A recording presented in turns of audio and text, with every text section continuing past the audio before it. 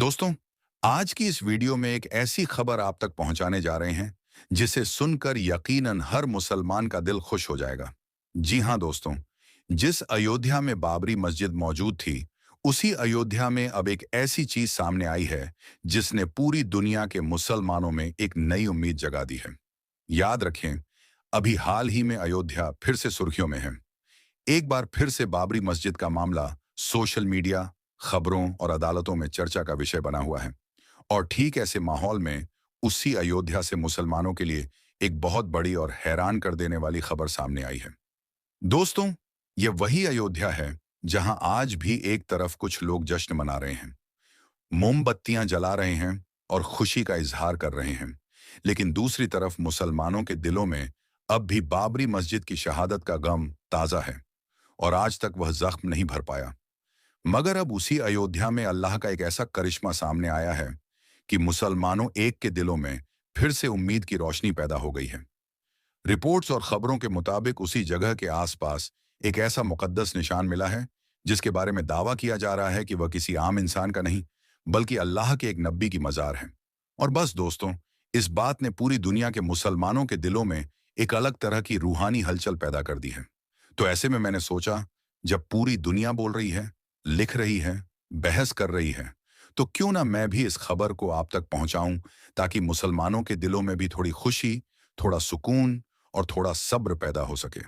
इसलिए इस वीडियो को आखिर तक जरूर देखें और शुरू करने से पहले, अगर आपके दिल में आज भी बाबरी मस्जिद की याद जिंदा है, तो इस वीडियो को एक दिल से लाइक जरूर कर दें और इसे शेयर करें ताकि ये खुशखबरी पूरी दुनिया के मुसलमानों तक पहुंच सके। तो चलिए दोस्तों, शुरू करते हैं।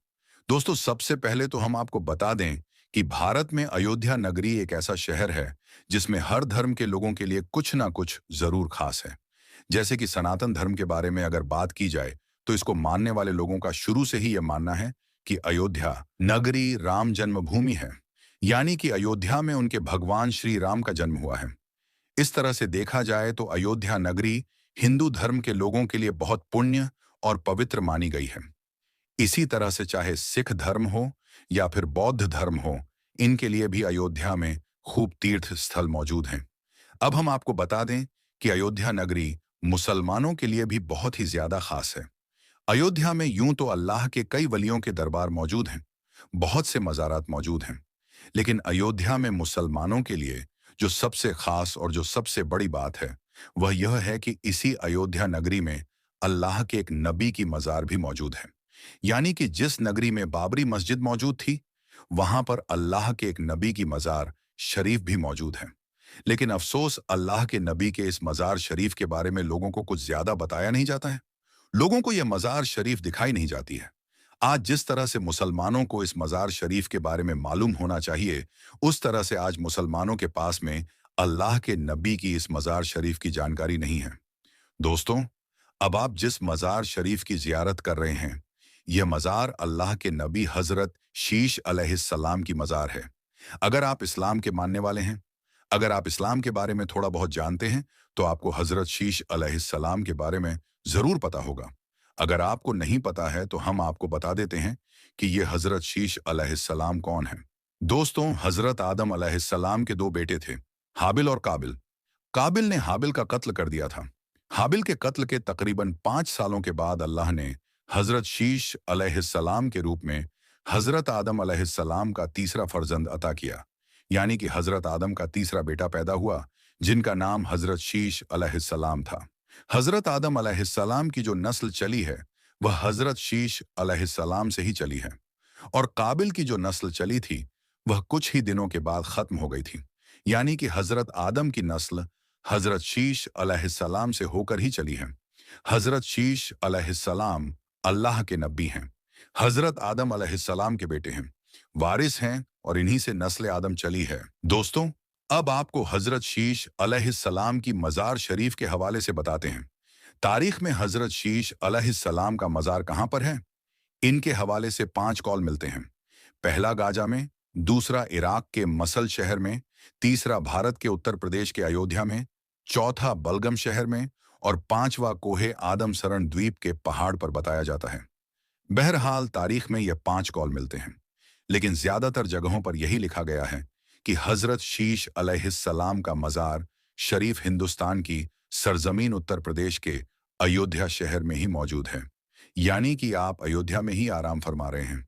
अगर आपको हमारी इस बात पर यकीन नहीं हो रहा है, तो आप इस बोर्ड को देख लीजिए, जिस पर साफ साफ लिखा हुआ है कि हजरत शीश अलैहिस्सलाम की मज़ार अयोध्या में इसी जगह पर मौजूद है।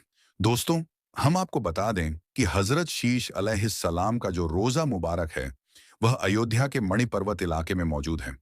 आप जिस मज़ार शरीफ को देख रहे हैं, वह मणि पर्वत इलाके में मौजूद है।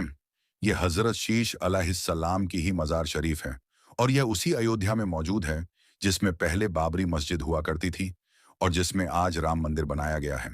इस तरह से देखा जाए तो यह अयोध्या नगरी मुसलमानों के लिए भी बहुत ज़्यादा खास और बहुत ही ज़्यादा अहम है। ये मुसलमानों के लिए भी बहुत पाक और पवित्र जगह है। अयोध्या में जब कभी आपका जाना हो जाए, तो आप इस जगह पर ज़रूर जाएं और हजरत शीश अलैहिस्सलाम के दरबार में हाजिरी ज़रूर दें।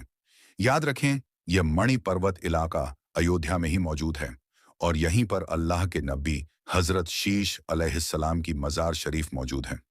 आप देख सकते हैं, ये मज़ार शरीफ काफ़ी लंबी है, क्योंकि पहले के ज़माने में इंसान बहुत लंबे हुआ करते थे। हजरत शीश अलैहिस्सलाम भी बहुत लंबे थे और यही वजह है कि उनकी मज़ार शरीफ भी बहुत लंबी बनी हुई है।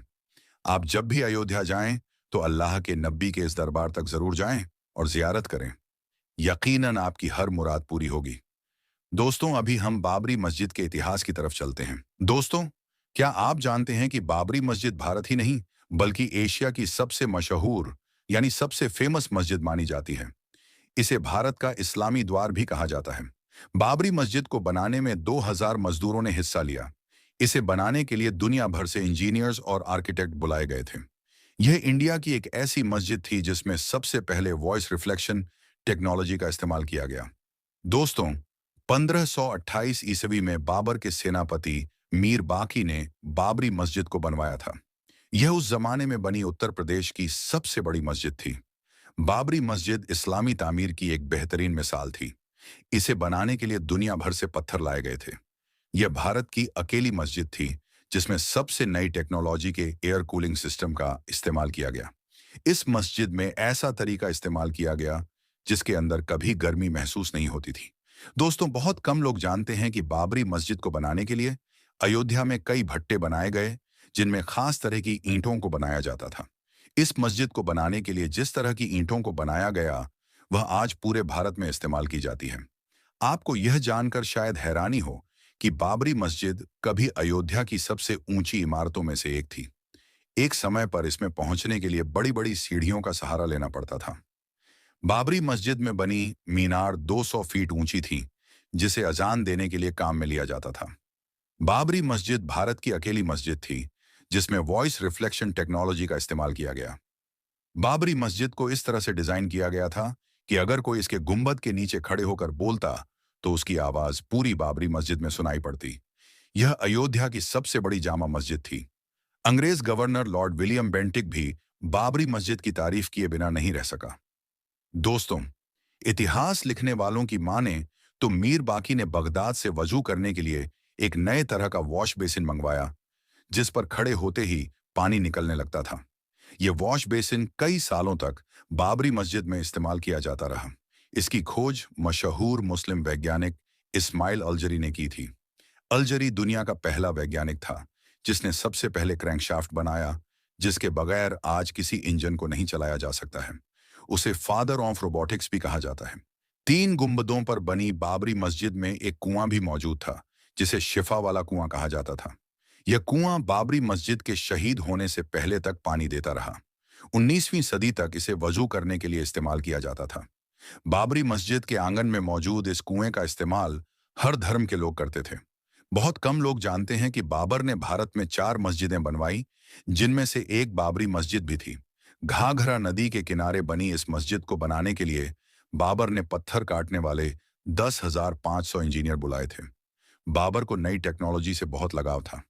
उसने अपने जमाने के सबसे नए हथियारों का इस्तेमाल किया।